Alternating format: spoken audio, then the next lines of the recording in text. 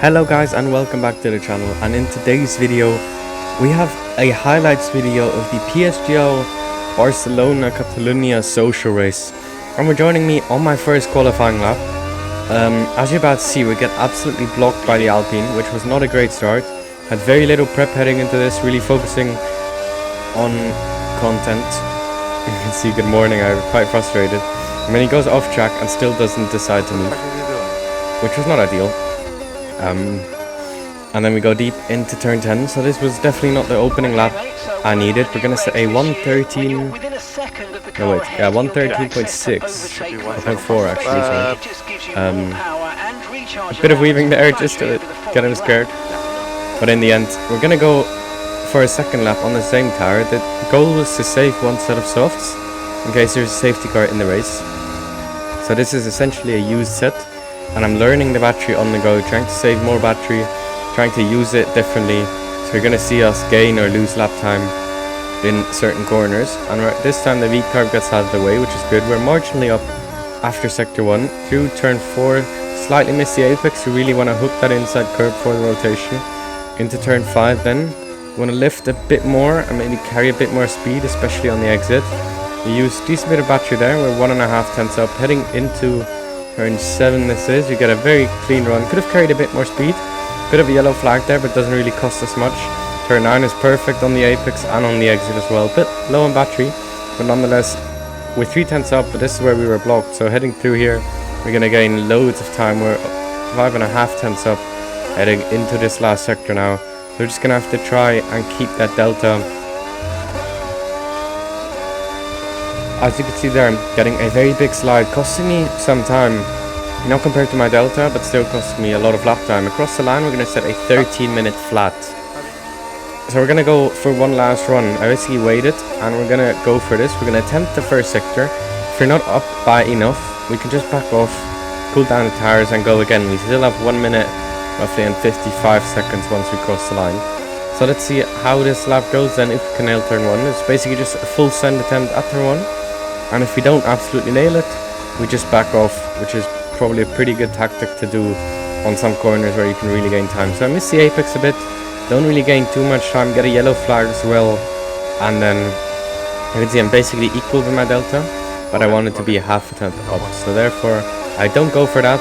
We're going to cool our tires and go again, and that is exactly what we're going to do here. Currently in P6, let's see if we can improve one more time. A bit less of a used set, and this time we hook up the apex of turn 1 nicely, a bit wide of turn 2, but we're able to carry the speed and get the power down early. And through the first sector we find that half a tenth, even 6 or 7 hundredths that we need. Heading into turn 4, again a bit wide, not really clipping the curb, but carrying the minimum speed. We're a tenth up almost, heading into turn 5, and this is where the game decides not to be our friend.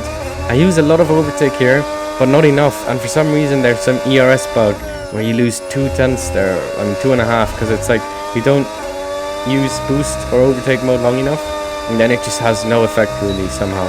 But you still use the battery, so you don't have more in the second half. So you can see not looking great. Down on our time into the last sector. I know there's a slide here, so I know I can gain a bit of time, but I should be 2 tenths up at this point, if not even more. And through here, I focus on getting the power down cleanly, and we're going to gain time all the way up to the line. But what could the lap time have been without those 2 tenths around the final corner and up to the line? What lap time are we going to set? It's going to be a 12.829, which put us P3, and with the 2 tenths would have been on pole. P2 was 1 thousandths ahead of us, but heading into the race then, as you can see, we're starting on the hard tires, which is very, very unusual, and you normally don't really do. I don't even think it's that much faster, but I just wanted to try the alternate strategy. So quite surprisingly, we're able to hold our position and even pressurize P2. And then from here, I just tried to maintain position. Of course, on this year's game, especially off the starts, it's much harder to maintain position on a harder tire compound. So I was quite surprised I wasn't overtaken into turn 1. Got a really, really clean start. And you can see going defensive into turn 4 and 5 to maintain that position. But that was all the defending I really had to do. From here on, we were able to overtake. My friend there said he feels like I'm faster than the guys ahead. Noel goes wide here. I have a little look, but he was ready to drain his entire battery because he did not want to be behind Hards. So I just decide to partially lift and save battery. But 2 laps later, Noel does the same mistake, goes wide at the last corner. I don't know what he does if he doesn't lift on entry and only on the exit, but we get past him. And then heading onto lap number 6, we're going to drain our battery and we are going to get up into the lead. So it's only taking us 6 laps for the hearts to become better. We go a bit deep as Simone brakes a bit early, but we hold the lead, and that is us up into P1. And by the time we reach lap number 10, we've been able to gap the medium tire runners. So we're now cruising out in the lead, which is very, very nice. This means they do not have overtake mode. I don't know what my in-game engineer is saying. I think that's for the 2-stop strategy. But nonetheless, heading forward to lap number 13 then, I massively increased the gap to 3.3 seconds to Simone. And he's actually going to pit at the end of this lap from mediums onto hards. 13 laps on the mediums. And as you're about to see, lap 16, we keep increasing the gap. My teammate retired in the pit lane, so this is his AI that suddenly moves to the left. And I nearly collide with his AI, and then I nearly spin. So I lost a lot of time there, which was really not ideal. And then lap number 17, heading on to 18, we got the first guy behind pitting already. Is the Williams, I believe. Which was really, really early. That's so early. That's so early, man. You can see my friend say it as well. I mean, we're halfway through the race, basically, and I already have 70% on hards. I went all the way to lap 20. Tristan pit on lap 19, I think, one lap after me. Or end of 18, actually, I'm not quite sure. Take it easy. But into the pit lane, let's see where we're going to rejoin. Now, I'm going to spoiler, and that's the fact the medium basically had the same tire wear as the hards, if not even less. So I thought I have to do them so much longer on hards to get to the end on mediums. But that was not the case, and that was going to prove very, very costly. So firstly, of course, I lost the second with my teammate nearly taking me out when it was his AI, to be fair. And then I got undercut by the Williams and the Alpine, as you can see here. But nonetheless, we're going to rejoin behind the Aston Martin. So basically I expected to have a bigger tire advantage to the guys that were on the alternate strategy as well that undercut me. But anyways, we're going to be straight away on the back of the Aston Martin, who turns off his battery or runs out of battery. And we're going to fly past him and move up into P6. But we still have 5 moves to make if we want to try and win this race. So next lap on the back of the Aston Martin, medium hard. I think he pit lap 13 as well with Simone. So we're going to try and get past him. Don't have much battery, but especially the hard tire runners, I have such a grip advantage. I need to just absolutely fly past.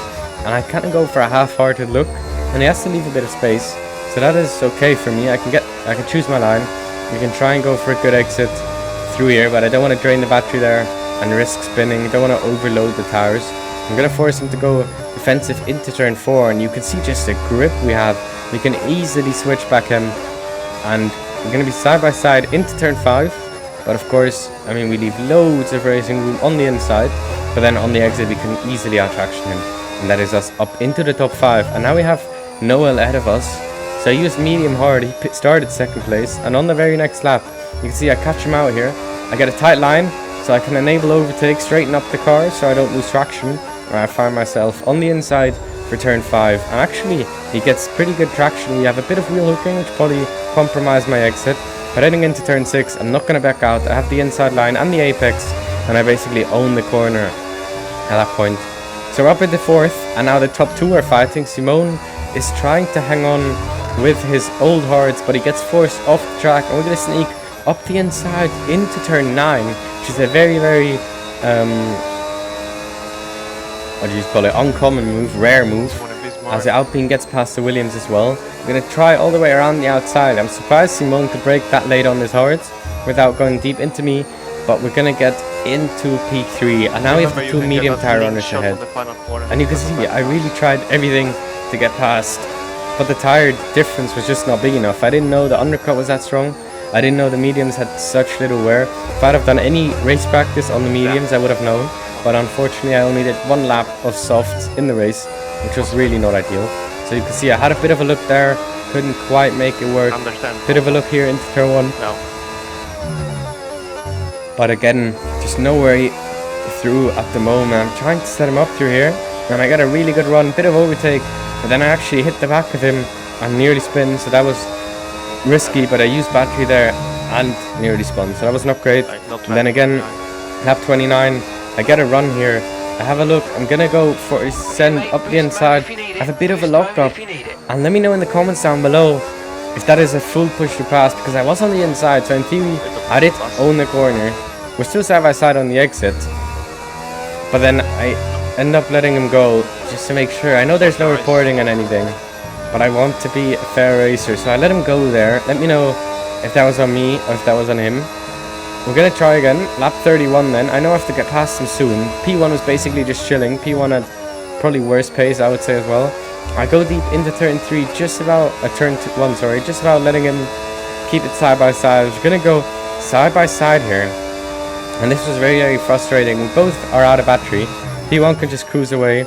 We're gonna hold it all the way around the outside, but for some reason, when I'm in the inside line, just as soon as I hit the brakes, I have a massive double lockup, absolutely barge him off, and as a result, I can't really push on the exit. I keep it undone to let him go again, and I thought maybe that will help, because then he will not get overtake mode, so maybe that will help. So I go for a switchback here, kind of bait him. He goes deep, go for switchback round the outside in this corner, and this is a big issue I made. Finally get up into second place, but you can see I use so much battery to try and get into overtake mode, which I do not get, and I'm out of battery, and unfortunately he saved 30% battery there and was able to fly right back past me, heading on to the penultimate lap. And now quite an interesting thing, as you're about to see, heading to the end of the lap, P1 is gapped, but is purposely lifting. They're in the same esports team, but different cars. And a reminder, this is just a social race, but the guy purposely lifted to give his P2 man some overtake mode in a social race, which is hilarious. But I mess up the exit, which kind of cost me the rest of the race, but I was going to try anyway. While heading into the last sector, you can see I go for a fake dive, and I force him to go wide. And then he just keeps turning, and at this point I completely lost it, so I turn in very, very early into this corner. I get a massive bump. He nearly forced me off track, and then somehow I don't feel I was off track there, but I go off track and I get a penalty, which was very unfortunate because the gap behind was about 2.9 seconds across the line. I'm going to be in third across the line, but unfortunately just miss out on the podium by like half a tenth, I think it was, in the end. 75,000, 73,000. Insane work that they're teaming in a social race, but what a race that was. Thank God the ERS enables such battling. And until next time, please subscribe to help me reach 5,000 subscribers, and I'll see you soon. Goodbye.